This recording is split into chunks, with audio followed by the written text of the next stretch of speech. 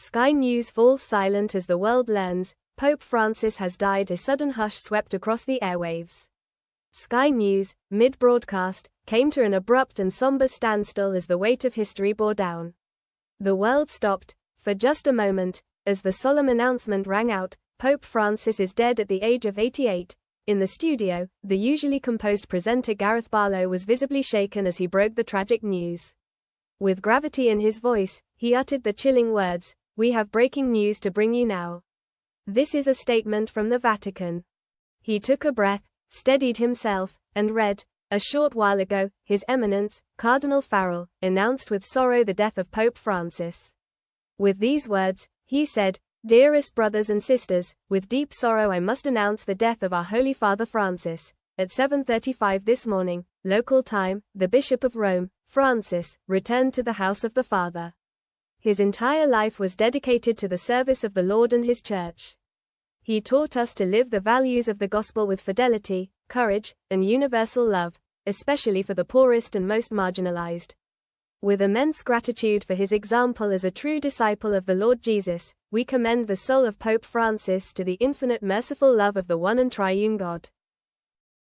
As the words echoed into the silence, co-presenter Sadia Chowdhury joined Barlow, her voice steady but somber as she offered context to the devastating announcement. "We had known for some time that Pope Francis had been gravely unwell," she explained.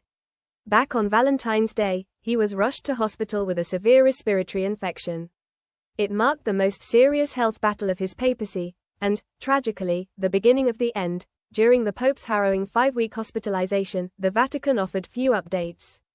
Chowdhury recalled, "There was a moment when he waved from a window, and another when a photo was released. But overall, we heard far more from him than we saw of him. His voice came through in an audio message, but his presence, his warmth, was largely absent." After those long weeks, hope was rekindled. The pontiff was discharged in late March, sent home with round-the-clock care and an oxygen supply by his side. He was ordered to rest for 2 months. The Vatican announced that he would resume a light schedule, but the shadow of mortality loomed. Despite glimpses of strength, most notably an appearance before the faithful during Easter, those close to him knew his condition remained critical. Behind Vatican walls, he battled what officials later revealed were 2 very critical episodes during his treatment for pneumonia.